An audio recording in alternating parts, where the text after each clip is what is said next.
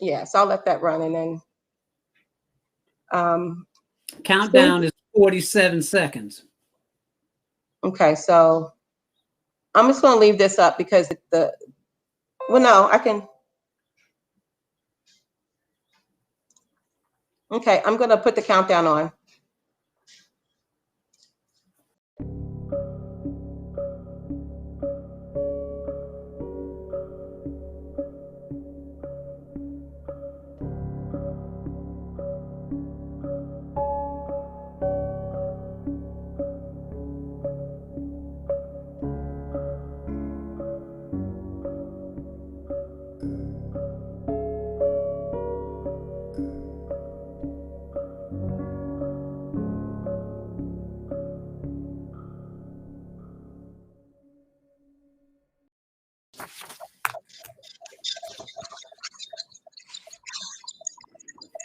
Hello, hello, everybody.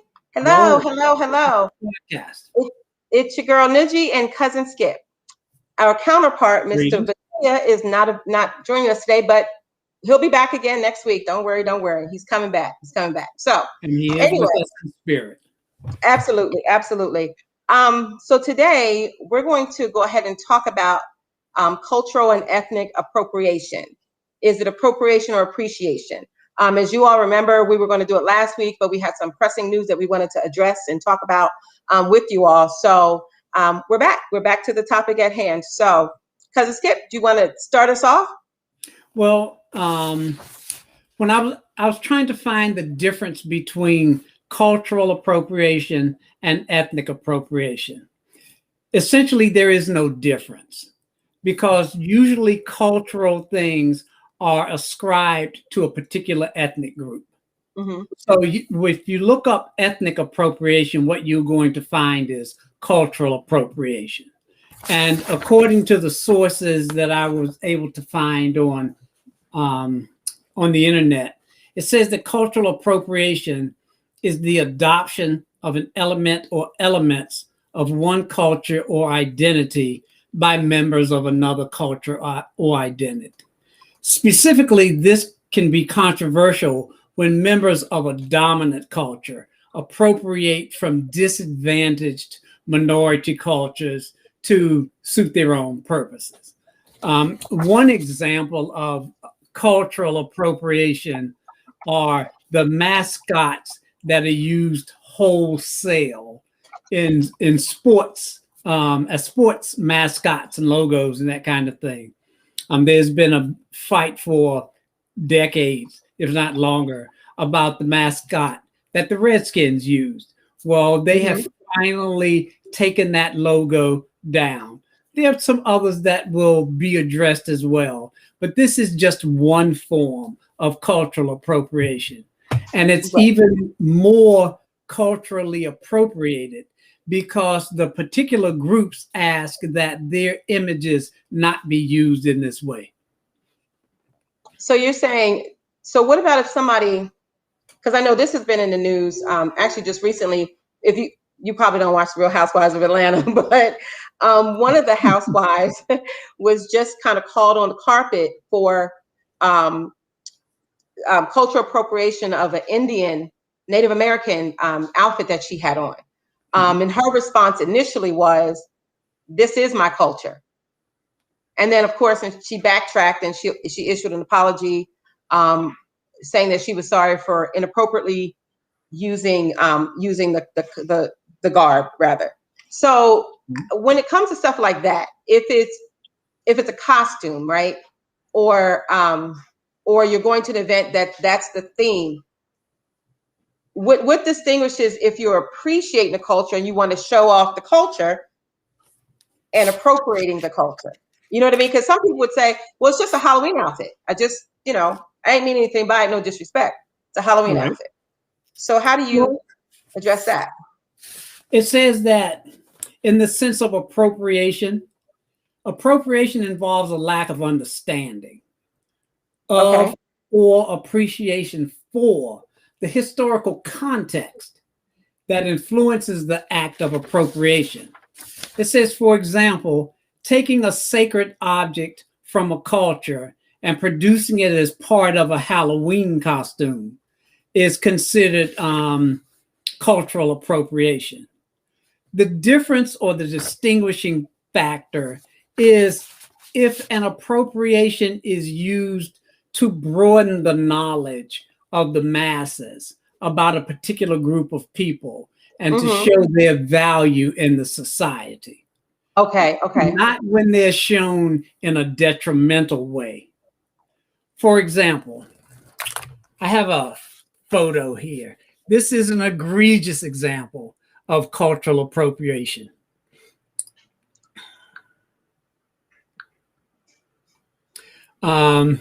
This was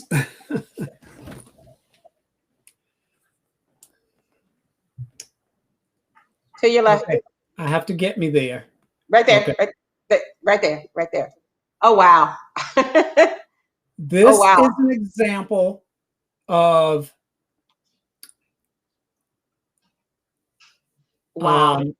this is a fashion show in which all of the models showed up, which were predominantly white males, showed up with cornrowed wigs. This is a very good example of cultural appropriation with total lack of sensitivity to the group from which this has been appropriated from. Well, So, for example, like the cornrows. So when Baudelaire wore cornrows, there didn't seem to be an issue. Or was there? Because I don't remember. That was so long ago. But there was an issue. Okay. So now, fast forward, you have Kim Kardashian wearing cornrows, and now it's a fashion statement. Now she's setting a trend when she would say, "I'm not I'm not culturally appropriating," but we would say that she is. But I think they got right. I would definitely say she is, but it's almost like it's disguised under trend setting. You know what I mean? And not what it is. So there's like different variations on it. There's something called blackfishing. I don't know how. For me. Okay, I don't know how familiar people are with it, but what it is people from the dominant culture, and specifically white women, they tan. Some of them even get surgical enhancements, right? Enhancements, and some of them they spray tan or they do whatever it is so that they appear more ethnically black. Right. The Kardashians are among the group of these people. There's this TikTok person. Her name is Addison Rae. She's guilty of this as well. But to be mindful, there is also something called white fishing, which is also culturally appropriating. Right. It's well known now that inhabitants of the Philippines, they use skin whiteners routinely so that they don't appear as dark as they are. And again, this is no secret about the inhabitants of India as well. Right. In fact, I think we mentioned in a past podcast. Yeah, about their India sells more skin whiteners than any other country on earth. Cultural appropriation is something that people do to suit their own needs. And there is no particular interest in saying anything respectful or graceful about the group that the things are being appropriated from. They simply try to use these appropriations to their own benefit and keep it moving. Right. Many of them. Go ahead. No. Finish what you were saying. Many of them will deny it until it's actually shown that no, you are not this. And a very good example of this is the woman from Howard University that passed for Black for years. You know, Rachel, is it Rachel Dollinger you're talking about? yes, Rachel, yeah. Well, she's still doing the same she thing. still has issues. Yes, she does. To this day. So let She me does. ask you a question. So when you mentioned about before I ask the question, callers, feel free to give us a call at 202-227-6500. We'll be glad to talk to you on the phone, or send us a chat on any platform that this podcast is streaming. The other real quick thing, Cousin Skip, I failed to mention, is towards the end of the show, we're going to have a little bit of treat. We're going to take you into Nuji's Corner. I'm going to show you a quick tutorial on the 30-minute dish that you can make for your family. You will love it. So that's going to be down the road, but I just wanted to let you know. So back to what I had to ask you. What about, you had mentioned in a previous podcast, well, you just mentioned about white fishing, right? And in the previous podcast, we talked about Black people that could pass, that was passing back then. Would that not be considered cultural appropriation? Oh, absolutely. Absolutely. Okay, so would it be safe to say that back then, when you had Black people that were passing for white, it was appropriating as a means of survival, versus the Amy Dollinger person who is trying to pass for Black? Well, she actually succeeded in passing for Black for the benefits, or lack thereof, that comes with being Black, whether it's the I don't know, the community that you're involved in, or whatever. She thought the benefit, she clearly thought there was a benefit in passing for Black. Right. You know, wasn't she the head of the NAACP or some distinct member of a group? And then she went to Howard. So what makes, two questions, is appropriation, no matter the reason, is it ever right? Or do we make that distinction? I will preface my response by reading this short snippet. Okay. Cultural appreciation and respect. Cultural appreciation is the respectful borrowing of elements from another culture with an interest in sharing ideas and diversifying oneself. This is not just about stealing or taking something to use for one's personal benefit. Okay. Now, more to your question, who's passing for whom amongst Black people white fishing?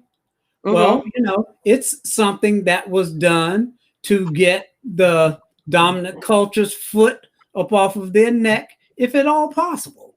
So yes, of course, it was being used selfishly and for the purpose of alleviating pain and suffering, if you will.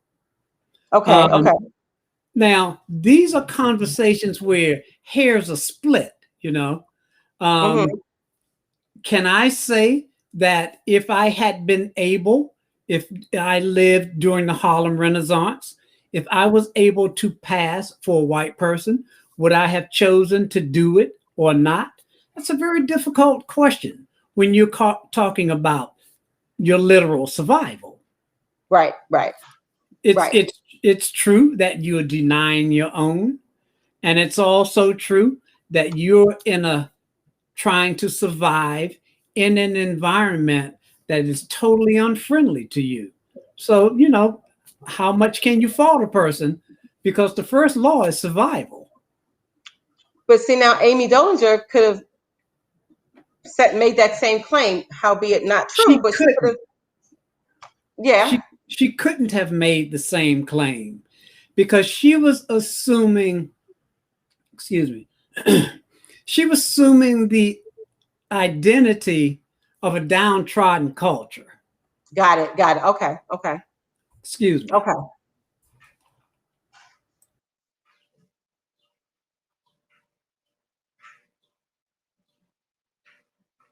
Bless you. Thank you. You're quite welcome. Okay. So callers, go ahead and give us the call, 202-227-6500. We're talking about cultural and ethnic appropriation or appreciation. Tell us what you think. Like we were talking about, and I'm glad you brought up about white fishing, because that's one of the things that we don't really talk about when we talk about appropriation. And you see it in the Black and Brown community a lot. We act like it doesn't exist as much as it does, but it really, really does. It does exist, right? It's a sad state of affairs. I remember going to the beach with a couple of friends, a friend and her daughter, and they're, you know, brown skin. And I remember we're literally walking on the beach, and her daughter lays on the beach, puts the towel down and lays on the towel, and then puts another towel over her. And I was like, well, what are you doing? And she was like, oh, no, I don't want to get black. I just need to stay this color. She was using bleaching cream, you know, she had to have her hair straight, you know. But my point was, why did you come to the beach? You know what I'm saying? Like, why did you? But it was this thing that being this color was wrong, being lighter was right. Mm-hmm. And, you know, she was trying to go to, you know, prestigious schools because in her eyes, there was a certain level of prestige that came with looking a certain way. And I think we see that. I mean, we see that in videos. We see it on TikTok. We see it in Instagram. And when I've heard, and I think I brought this up in one of our podcasts, I've heard guys refer to women as exotical because they look more European than ethnic, you know, and then we follow suit, a lot of us. We go ahead and, you know, appropriate that particular culture. So what would you tell somebody if they came up to you and was like, hey, I'm going to wear this, let me use, like, Lizzo got called on the carpet for, I think it was an Indian attire. She just got called on the carpet for Bollywood. And she was saying she was paying homage to that culture, but she was forced to make an apology because she was appropriating. So if you think that you're showing appreciation, you're not degrading the culture or anything like that, but then you're accused of appropriating. Like, how do you get around that? Well, if her first act was to go out on the carpet and start posing without making the comment that I'd like to make you aware that my attire is reflective of this or that culture, well, then she started all wrong if she didn't do that. Okay. And a lot of people don't know that. A lot of people don't know that. You know what I mean? So it's kind of, I think a lot of times we see it more when it's one race appropriating the Black culture, right, as opposed to the Black culture appropriating another culture. Right. We don't really call that out, like an Indian wearing an Indian outfit. You know, like Kenya Moore had said that's her culture. That is her culture. Mm-hmm. And it very well may be her culture. So then my question is she appropriating a culture that she's identifying with? Well, in terms of bloodline. Right. If it's her culture, it's her culture. And she doesn't need to apologize for that. Right. But because she doesn't look like the culture. Right. He's appropriating the culture. Right. Well, you know, she doesn't have to apologize for not looking like the culture that she belongs to. Right. Right. And she doesn't have to do a lot of I'm sorry's and whirlwind tours about no, but really I am, you know. She doesn't she's not required to do that.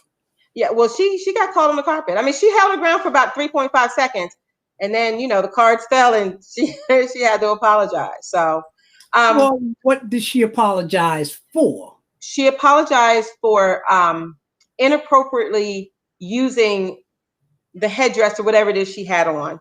And she said that was insensitive on her part and some other things she said. Yeah, because they said she was appropriate. That was her first response was, I'm not appropriating the culture. This is my culture. But then backtracked and offered an apology. So that causes some confusion. If in fact it is your culture, whether it's verifiably your culture or not, why issue an apology? Because someone else, and I'm only assuming that because she doesn't look like a Native American, so they think that they assume that can't possibly be her culture. So then she's forced to issue an apology. If she's doing an Elizabeth Warren thing, well, you know, That's something, she needs to apologize for that. If she can't confirm that she belongs to this, that she's a part of this group. So let me ask a question, because I remember hearing about the Elizabeth Warren thing. Did she say that she was Native American? I mean, what was Yes, she the did. actual? She said it. Wait. And she said it more than once. Okay, so do you recall if she's ever brought this up prior to her running for president? I mean, well, actually, that's where they got it from, was her espousing this prior to running for president. I guess this was a group she admired and wanted to belong to. Well, when she got called on the carpet about which group, which tribe, who are your ancestors and this, that, and the other, she didn't have any valid responses for any of that, So she had to ultimately take it back, basically. But did she take it back, and did she apologize? See, that's she the did. thing. Okay. Yeah, reluctantly, mind you, but she did. Okay. Yeah, because I didn't know I knew there was a whole bunch of conversation around it, and people calling her, the former president calling her Pocahontas, and all these different things. So I didn't know that she actually apologized, or she could not answer the hard questions in regards to the culture that in which you say you belong. So do you know of any other examples? I mean, I know we were talking about celebrities and stuff that's hitting the news, but I see a lot of appropriation just in everyday stuff. You know what I'm saying? Just everyday stuff. I mean, appropriating the music. And I think music is a little hard, because there are people that really do appreciate the music, and that's what they grew up listening to and all of those things. But that's a thin line. I think music, to me, is a harder line to define. Nowadays, not back then, but I think modern day, like nowadays, like back then, the culture was deliberately appropriated. Black artists weren't given, wasn't given the acknowledgement of the music that was given to white counterparts. But I think, like, in today's time, it's a little bit, I think it's hard to really distinguish what music is, if they're appropriating the music or there's appreciation. Because some would argue, well, I grew up around this music. I grew up singing Sam Cooke and Motown. So this is the sound that I've cultivated for themselves. Right. Sure. So I just think it's a harder, to me, I think it's a finer line when it comes to like music. What are your thoughts? It could be. I'll use two white artists, one as a person who is a cultural appropriator, and the one who this is just his genre of music in which he thrives and excels.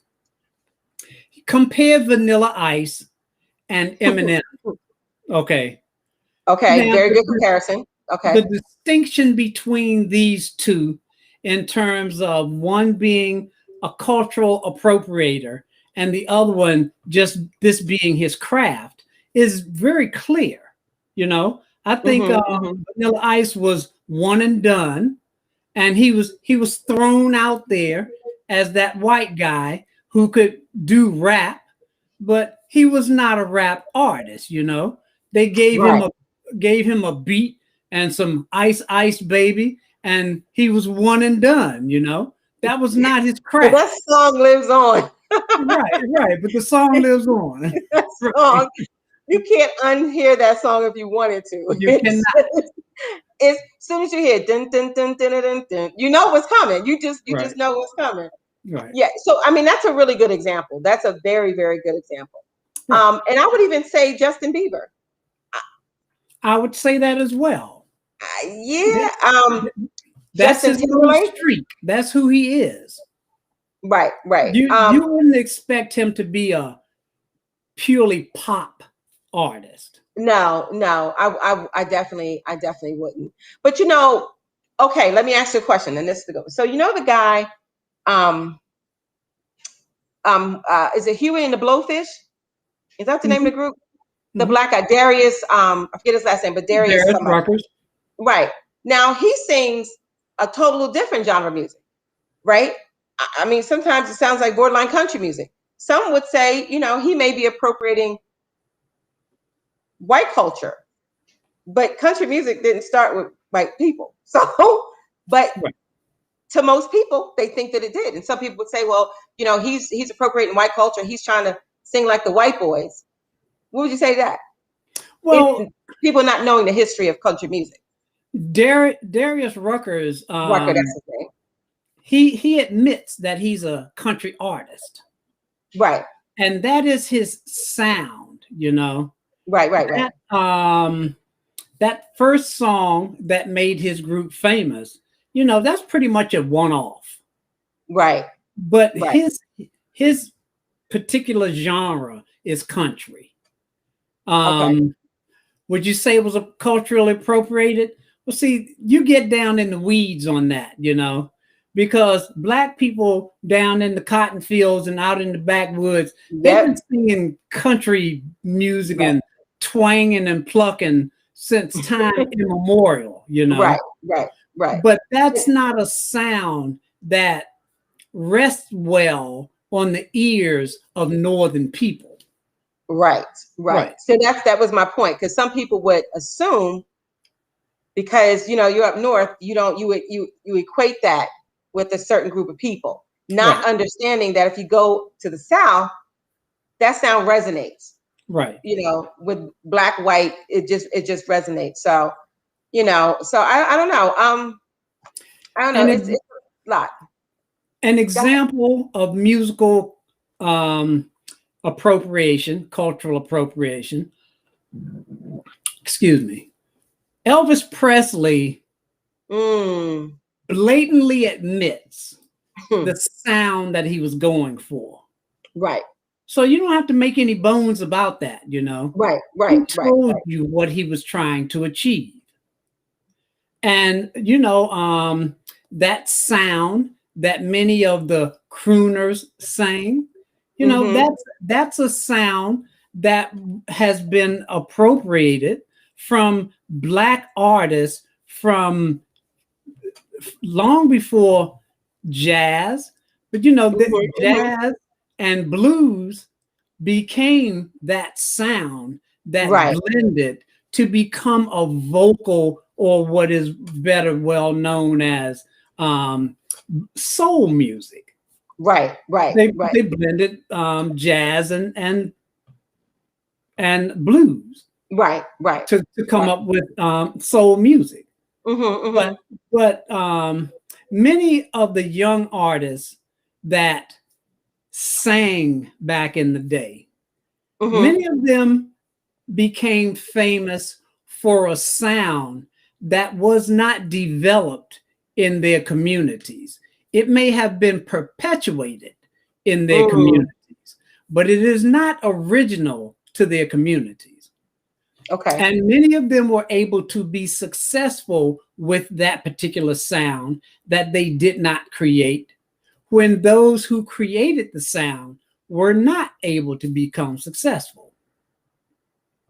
Yeah, that's true. And I think some of that's, I mean, I think a lot of that still goes on today. I think a lot of that still goes on today. I think it's covered up a lot, but the outcome is still the same, you know, which I think is, I don't know, I think it's a travesty.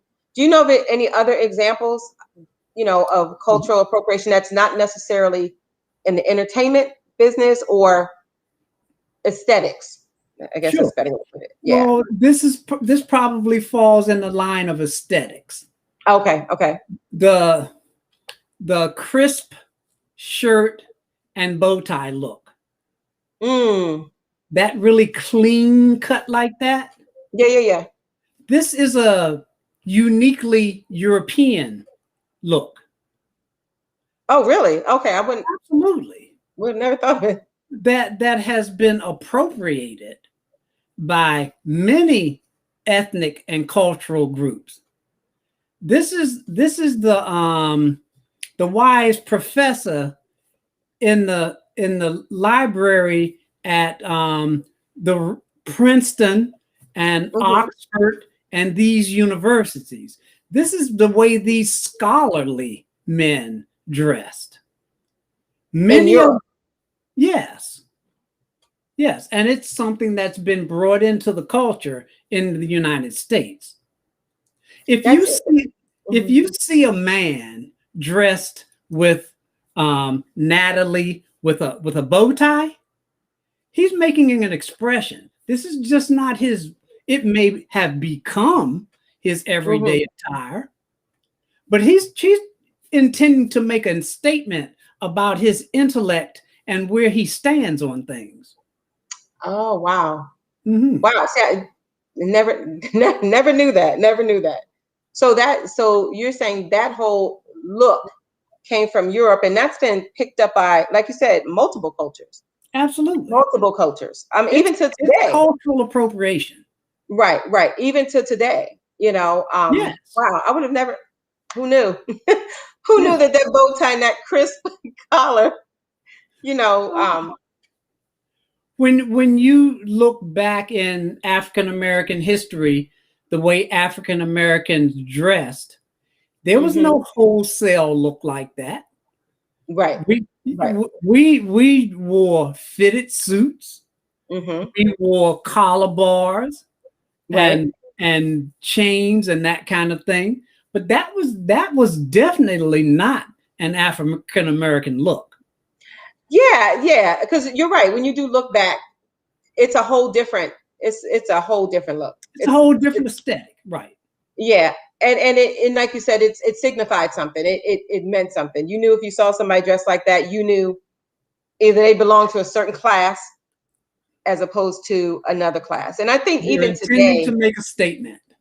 right. Today though, you don't see a lot of that. You see a whole different look that's making a whole different statement, that's not necessarily a positive statement. Sure. So so let me ask you a question. So being African American, me wearing African garb, am I culturally appropriating? Because some Africans would say African Americans aren't African. They're they're Black Americans. I've heard this said. That's the only reason I'm bringing it up. I think it's crazy, but I've heard it being said. Well, of course, African Americans have a right to wear this garb. You I would know, say so. Yeah, we I would say didn't just manifest here. so. I know that I have heard that said, and actually not too long ago, that the comment was that American Black American African Americans are not readily accepted in Africa because That we've been probably colonized. So they don't consider us authentic African people. This is literally, I'd say, within the last week. Somebody has made sure. this comment. It's an opinion that are held by many Africans, but it depends Hmm. upon which African nations you go to. Okay. Because nowadays, when you look at the young African men and women, they seem to be trying to absorb African American culture. Right. The Right. eyelashes, the nails, the attire, the hair, the weaves, and all the rest of it. Now, some of this stuff, if I must be honest, some of this stuff, like you mentioned, the eyelashes, the nails, and the weaves, I don't know what culture that belongs to, because some of the stuff that you see, I'm like, where, where do they wear that at? I know, like in some Asian culture, they have the long, you know what I mean, the long pointed nails and things Mhm. like that. So is it? It seems like in some cases there's people meshing cultures together. You know what I mean? That's true. So it's kind of like, so it's almost in a sense like you're appropriating various cultures at one time. You know what Right. I mean? So with the long weave down to the Rapunzel hair, some would say you're appropriating the Caucasian culture or the Native American culture, Right. right? And And then you denying got your the long, own. exactly. And then you got the long, really long nails. some would say you're appropriating the Asian culture because you see that, the long nails and the whatever. So I don't know. Do you think appropriation will ever go away? Will we ever No, get to, no. that would be my answer too, but yeah, Right. get to a place where, do you think it'll go away in the sense of it becomes not an issue?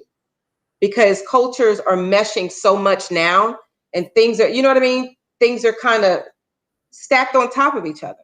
The lines are, to me, certain aspects are getting, not all aspects, but certain aspects are getting blurrier and blurrier. It's easy to see a white lady trying to pretend she's black, or a black lady trying to pretend, trying to lighten her skin and try to become another race aesthetically. But like when it comes to music, when it comes to even dressing, because it seems like so many cultures are meshed, do you think some components of cultural appropriation will just kind of fade off? I don't think they'll fade. I think people will learn to make the distinction between when they are borrowing from someone's Mm-hmm. culture to produce a particular kind of effect. For Okay. example, if there was an African themed fashion show, Mm-hmm. and the predominant, most of the models were European. Well, Mm-hmm. if the theme is this is an African themed show, then you know what to expect on the models that are going to be there. Mm-hmm. Now, if people just show up wholesale in this type of dress or attire, or some such like these young boys with the cornrowed wigs, that's just totally out of the question. And I don't think that type of presentation is acceptable under any circumstances. Okay. Even if they go to Jamaica and get their hair braided, you'll think because they're in Jamaica, and that happens a lot. Well, there are all kind of white men and women wearing dreads. Many of them. Which I think is crazy, but that's just my opinion. I think that's crazy. Okay, but for whatever the reason is that they do it, they do it. Many of them who wear their hair this way in dreads, they are subsumed in that particular culture. For most of them who attire themselves in this way, they live that kind of lifestyle. For most of them, this is not a fashion statement. This is something that they've incorporated into their lifestyle. Now, I'm not going to comment on how much reefer they smoke or any other thing like that, But by and large, right? By and large, they are absorbed into the culture. They listen to reggae music. They can talk to you about reggae artists, and not just current ones. They can talk to you about who invented reggae and who made it the most popular and that kind of thing. They listen to it routinely and have an appreciation for the music. Well, okay, so they're not. So they're definitely not appropriating the culture. Right. That's appreciation for them. Right. They live the culture. Okay.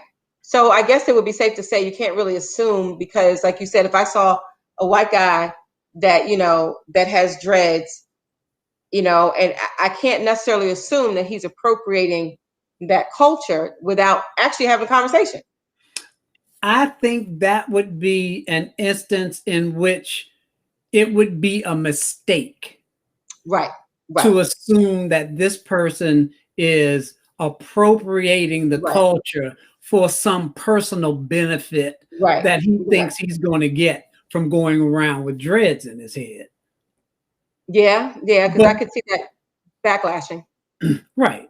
But if you have an African American friend who every night before she goes to bed, she must put her white mask on, or if you see white women who make sure that they are appropriately browned before they go out into the public, those things are obvious cultural appropriations.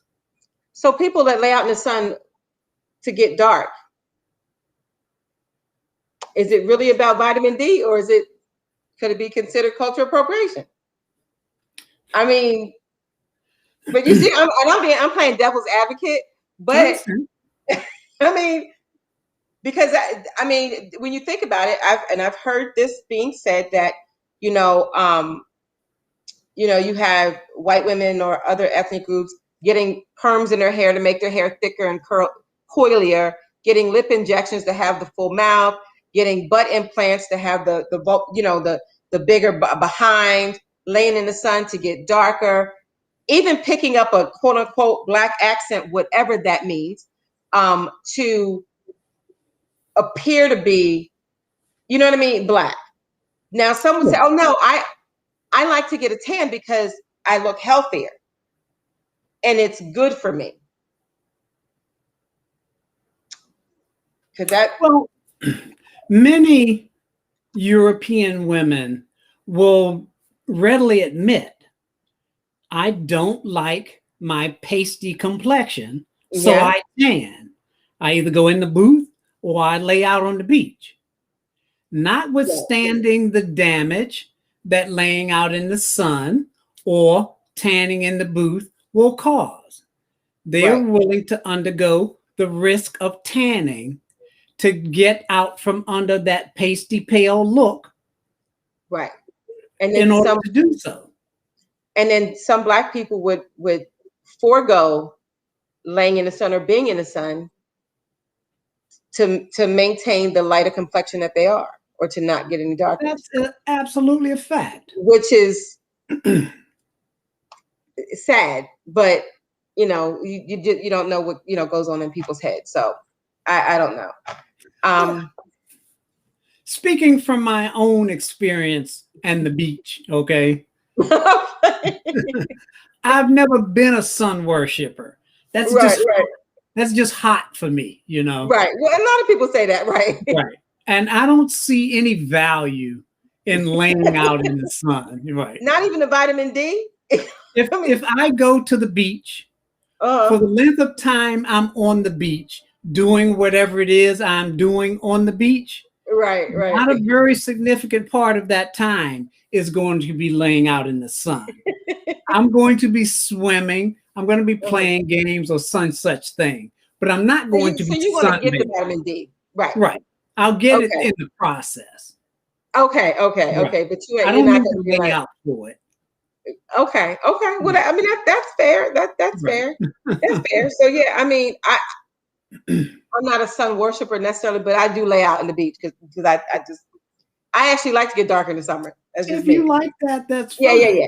Yeah, and I definitely need vitamin D. So that's a whole nother thing. So wow, okay. Callers, feel free to give us a call at 202-227-6500.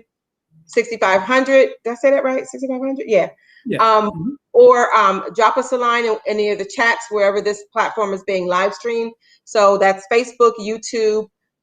You can actually go to Mel's page. It's actually being live streamed on his page. Even in his absence, we still keep them up to date with what's going on. So, so we'd love to hear from you guys. Tell us your experiences, about cultural appropriation. So, I don't know. I will say, having gone to an all-Black school, I think when I went, because I was told, like I said before, she talks white, she got long hair, she's acting quote unquote white, whatever that means. Some could say they were like, oh, she's trying to appropriate the white culture. Not really. Not really. So it's just too many dichotomies in what is appropriating and what is appreciation. I just think the line is getting blurrier and blurrier in certain aspects of it. Not all, but certain aspects, it's getting blurrier. I mean, because matter of fact, when I went to the all-Black college, there was one white girl in the whole HBCU. And she talked like if in certain neighborhoods, that's how she talked. And people were saying, oh, you're trying to be Black, you're trying to talk Black. But that's really how she was raised. That's all she knew. When her parents came to visit, they all talked the same. Right. So back then, even though it wasn't called cultural appropriation, she was accused of appropriating the culture but she really wasn't, Right. because that's all Well, she knew. And I think you have a lot of that too. right. I mean, for somebody who doesn't know from whence you've come, Right, they're right, liable to say a lot of things about you, right, right, but right, where you lived and where you're from. right, So, right, and right, you can't go apologizing to everybody who mistakes where you're from, right, right, Right. right, right. But usually when a person is culturally appropriating, it's apparent. Yeah, yeah. I think for me, I think that's the difference. I think I think that's definitely a difference. Like, I don't really have an issue with someone wearing another culture's attire, like for a Halloween costume. I don't have an issue with that, because I always think, what was the intent?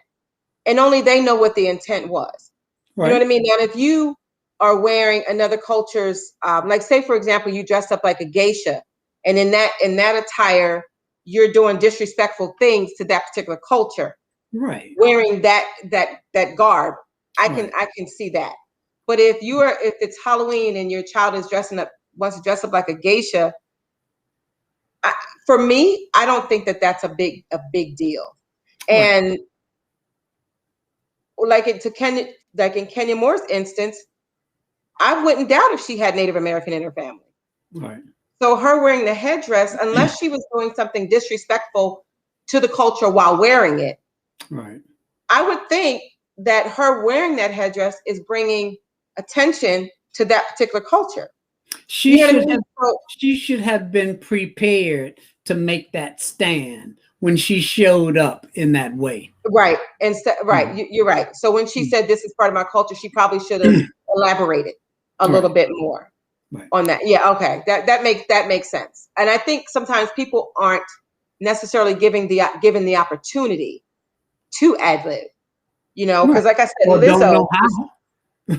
That's very true. That's very true, because I think Lizzo just got called on the carpet for misappropriation. We talked about Bo Derek, the Kardashians, who seem to get a pass no matter what they do. So you know what I'm saying? They just seem to get a pass, which I have yet to understand. And a lot of times people don't have any intention on trying to find out about that particular culture. Right. They just like the look of it, like cornrows. How when they used to braid, Africa braid hair, there was messages, hidden in the cornrows, different things they don't know and they don't want to know. They just see it as an aesthetic Right. look. And I think there was a fashion show, I can't remember which one it was, where one of the outfits had shackles. It literally had shackles on it, and that caused like a big uproar. Mhm. Because it was disrespectful. First of all, it was Right. amazingly disrespectful. But then it died off. But Rachel Dollinger, like we talked about earlier, I actually just saw an interview with her on Tamron Hall, and she comes on the I interview saw that. with, you saw that, with the cornrows, and Mhm. she still maintains that Her relationship, her uh, right relationship with the African American community. I was totally amazed. I'm like, after all of this, you said she was talking about how, she can't get jobs, even menial jobs and all these things, Right. but you're still doing the She same won't let it thing. go. No. And when she came with cornrows, I was like, is she kidding? And then when she went on to talk about how when people stop her on the street, tell, oh my God, your cornrows are nice. Who does your cornrows? I've been doing, it's just, and it, it, She's I can't even, indulging herself. huh? She's What'd you say? indulging herself. Yeah. And then she wrote a book about, if you read my book, you'll really know that, who I am and how that resonates. And I'm sitting there like, is something wrong with me? And I almost thought, Tamara, why do you even have her on your show? To me, it was just perpetuating this crazy, like, Or I get either she was trying to give her an opportunity and a to come platform correct. to get it straight. Uh-huh. She wasn't biting. She She wasn't, was not. the look on Tamron's face was like, are you kidding me? Speaking Yeah. of biting, Huh? don't you have, speaking of biting, Don't Yes, you have something to regale our yes, audience and I podcast do. viewers with at this time? I do. So what we're gonna do? You're actually gonna come in the kitchen with me, and we're gonna make a quick meal. It's gonna take no more than like 12 minutes, and it's a turkey stroganoff. So some of you, like myself, back in the day, had hamburger helper, right? And nobody knew what was in that box. To this day, I don't think we know what was in that box. So this is kind of a healthier version from the standpoint of we know all the ingredients and all the ingredients are are good and good for us. So we're gonna go ahead. I'm gonna go ahead and play that video. Feel free to leave a comment. You can actually go to my YouTube channel, Niji's Nest, to see other videos. I have helpful tips, tips of the week, and a bunch of other things. So we're gonna go ahead and play that footage. And like I said, let us know what you think. Okay, here we go.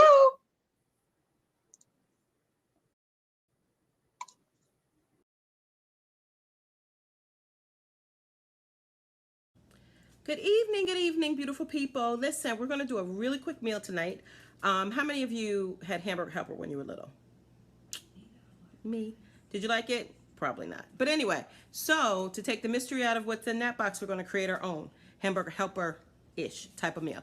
So here are the ingredients you're going to need. I'm going to turn this camera around. You guys know how that works with me. Okay, so I mastered the, okay, I didn't master it, but I turned the camera around.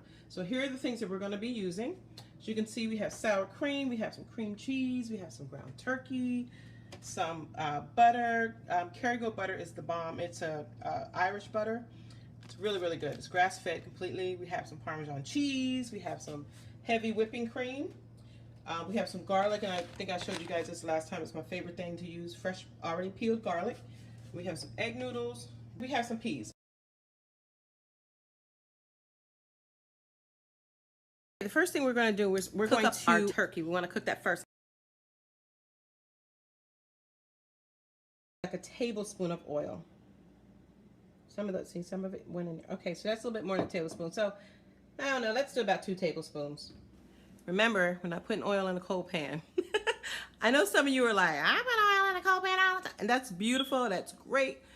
So one other thing, so when we put our turkey into the pan, it's absolutely okay if it's frozen. My ground turkey in the pan.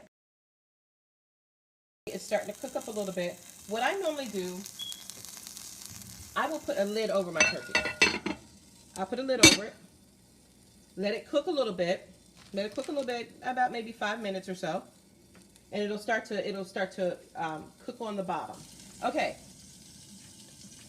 Okay. So what we're gonna do is, as your turkey is cooking, remember I said it's okay to put it in there froze. I'm gonna turn this heat down just a little bit. You want to flip it. You see how it's starting to brown, and you literally want to take a spatula and just kind of just straight down. Flip it over. As you can see, it's coming apart, coming apart. I'm gonna turn the heat down a little bit more. All right, so we have like a medium-low heat. Okay, put the lid back on it. For about another 3 minutes. Flip it. Do the same thing until all of it's done.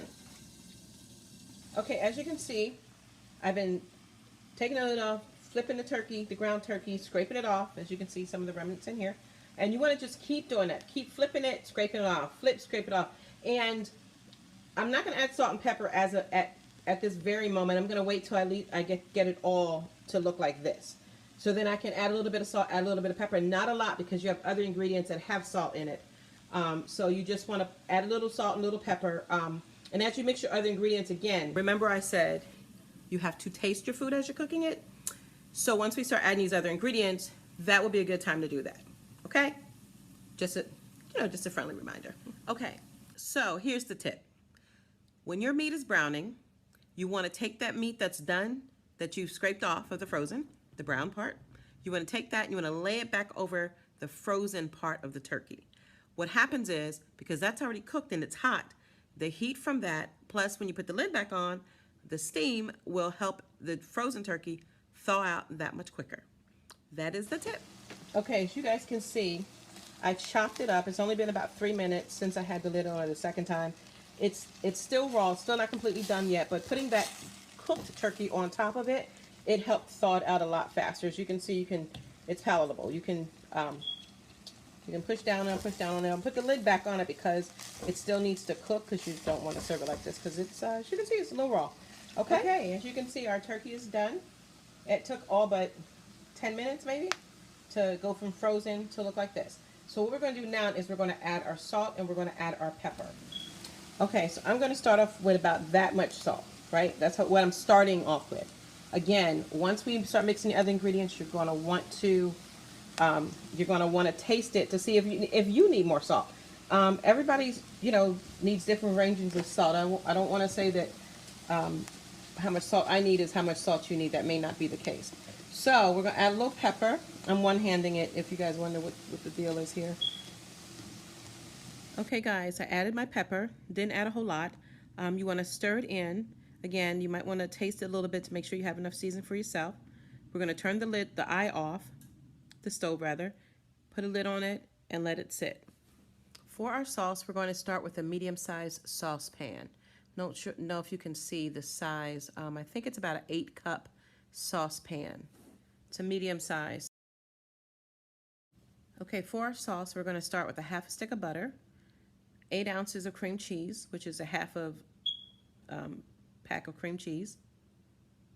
We're going to go ahead and add that stick of butter. And you want it on a medium heat so that you can see it's melting. You don't want it to burn. So I'm going to watch it, let it melt down, add your cream cheese. As you can see, it's slowly melting, not, burning. And switch it around a little bit if you like. But remember, medium to low heat. Okay, so I don't usually measure, but I just figured I'd measure out this heavy whipping cream. We're going to use about 4 ounces of the heavy cream. We're going to use 2 tablespoons. This is a tablespoon. I don't use a measuring spoon all the time. Tablespoons of sour cream. We're going to use a dollop. So this is considered 1 dollop. So we're going to use 2 dollops that look just like that. 2 dollops. Got it? Good. All right, I said that the garlic was optional, so I decided to chop up my garlic and add that. I just used like 2 bulbs. It wasn't a whole lot. But if you want to add more, feel free. You're going to mix that in with your butter and your cream cheese mixtures. You can see it's melting nicely. Cream cheese definitely takes a little bit longer than butter to melt. But you're going to keep stirring it over that medium to low heat because you don't want it to burn underneath. So you're going to keep stirring it until it melts. It's going to take a little bit. Not real long, but it's going to take a little bit of time.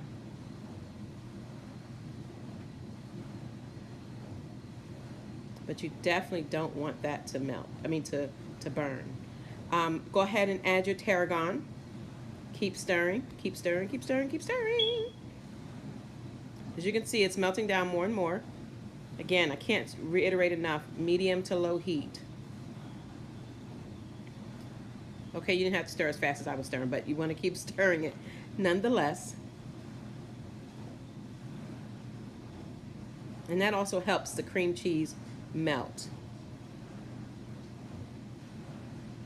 And we already added that heavy whipping cream. I didn't say that, but we added the heavy whipping cream to the mixture with the tarragon.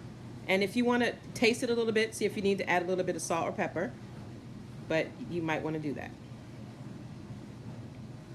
Okay, so one point I would like to make, as you notice, we are using heavy cream. We're not using milk, we're using heavy cream. Heavy cream, when you cook with it, and as you stir it and as it cooks, it actually thickens up.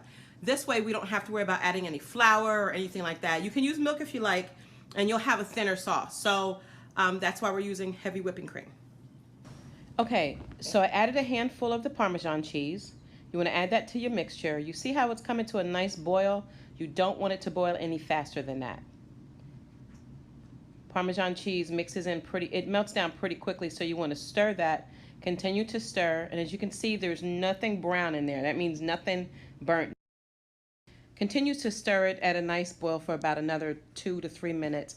Turn your eye off, let it sit. As it sits, it will thicken up. Okay, so now what we're going to do while our turkey's done, our sauce is simmering. Well, not simmering, it's setting for the moment. We're going to start on our noodles. Now, I know, I'm hoping, maybe not, everyone knows this. You want to boil your water before you put your pasta in. Do not put your pasta in cold water or it'll be gummy. You just don't want to do that. So you want to boil your water, add a pinch of salt, and what I do with pasta, I add a little oil. So in this case, I just use that The oil that we use for the turkey with the Parmesan cheese in it, I just added a capful of that into the water. Okay, so you can see, here's my pot, and it's a nice size saucepan. And you want to have adequate water. Adequate water. Make sure that you can cover the pasta. And if you find that you can't, add more water. But you want to let the water boil first. As I mentioned, I did a pinch of salt and I added a capful of oil. So you can see the little oil bubbles. This will help the pasta not to stick together. Okay, so I did a little cheat because remember I said the peas were optional? So I decided to add peas. If you don't want to add peas, you don't have to, but I decided to add peas. But what I did was when my water first started boiling, I added the peas. So I added about a cup of peas, waited for about 10-15 minutes, and then added my pasta. All right. So as you can see, you see how my pasta looks? It's just about done. You want your pasta to once it starts boiling, the pasta starts boiling in the water, you only want to cook it for maybe about 10 minutes. You don't want it to be soggy. And the reason I did it this way is because I just wanted to cut down on time, put it all in one dish. So when it's ready to, when I drain it, I'm straining the peas and I'm straining the pasta at the same time. So I don't know if you can see in between the steam. So I'm straining it now. You can see how the pasta looks. The pasta is not mushy. It's not mushy, it's not firm, it's a really good texture. You don't want soggy noodles because that defeats the purpose. Okay, so what I'm gonna do is I'm gonna prepare the pasta and the peas to be mixed in with the ground turkey. So as you can see, I added some oil. I added the olive oil with the Parmesan once again. Now you can add butter if you like. I'm just big on trying to get good fats and you know, get good fats. So again, it's olive oil with some Parmesan cheese mixed in. And that's probably maybe about a quarter cup. You want to mix it in really well. I added a little bit of pepper and a little teeny bit of salt. And I just mixed it up really well. Okay, you want to mix it in with the ground turkey. Make sure you mix it good. I'm trying to mix it good. But anyway, make sure you mix it good. And here's the thing. You may not want to use all the pasta that you cooked. I didn't use all the pasta. Or you may. It depends. If you want more pasta, add more pasta. If you don't, add less pasta. I still have this amount of pasta left. And what I normally do with that, I can add some butter to it and save it for another meal. Take it to lunch. Next, we're going to add the cheese mixture. Make sure you mix it in well. Okay, so the reason why you probably noticed when I mentioned that I didn't add a lot of salt or anything to the turkey because the sauce it's pretty tasteful and it has enough, I think it has enough salt in it. So once you mix that in with your peas and your pasta and your turkey, you want to taste it because you may have to add more salt at that point or more pepper at that point. Or more tarragon, but you really have to gauge it. That's why it's important to kind of taste your food as you're cooking it. Okay, so we're almost done. We're going to go ahead and add an additional quarter cup of your heavy whipping cream, a handful of Italian blend cheese. That's optional. You're going to mix everything up really, really well.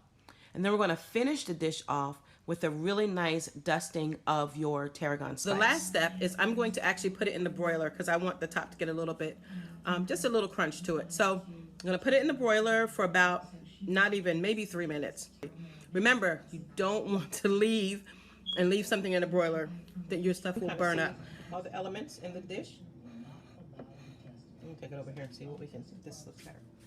Yeah, this is a better picture. So you see the cheese and it's moist. You see the moisture in there?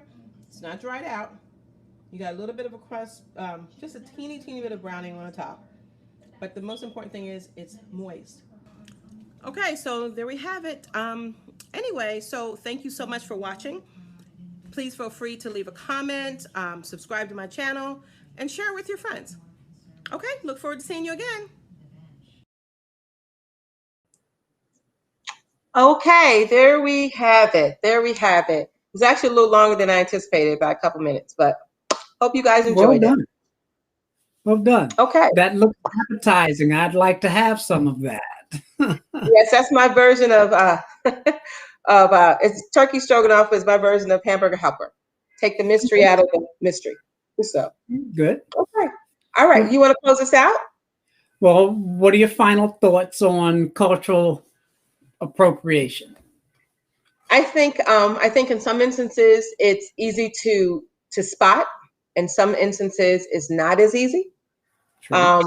So I don't know. I think that because I think it's going to boil down to people, like you said, coming to the realization of the intent of why they're doing what they're doing and adjusting. Some people will, some people won't. So I agree with you in the sense that it won't go away. But my hope is that people become more knowledgeable and think a little bit more before they put on a certain garb or do certain things that it's culturally specific. If they would think a little bit more. So that's my thoughts on that whole thing. So. Okay.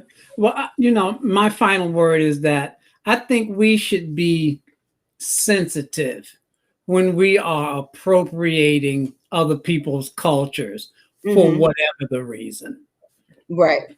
If our intentions are not honorable and we know they aren't, then we shouldn't do it. Right.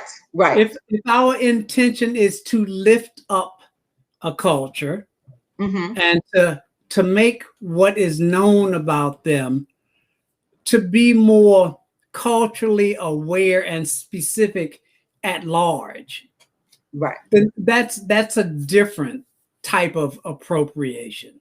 Right. And I think they should say that. They should say that. Yes. They should definitely say that. So I thought this was a good segment. Viewers, well, yeah, you can still leave us a chat, even though we're closing out. You can leave us a chat. You can even call the number, leave us a voicemail. And if there's any topics that you would like to talk about, definitely let us know. We take suggestions. So, and also if there's a particular dish or something that you want to see a demonstration of, drop me a line in the chat. Let me know. And I accommodate as much as I can. So anyway, Skip, if you want to close us out, we will end the evening. Thank you very much for joining us. We're happy to have you along with us. We look forward to you continuing to roll with us as we move through these topics that we hope you find to be interesting and intriguing and oftentimes provocative. Thank you very much. Good night. One quick thing before we go. I'm so sorry. Just so you guys know, next Sunday, we'll be doing our next podcast. I want to make that announcement. And it's going to be about overachiever. The topic is overachiever or underachiever, what makes the difference? That's going to be a really, really, really good segment that we're going to do. Our counterpart, Mr. Melvin Bethia, will be back.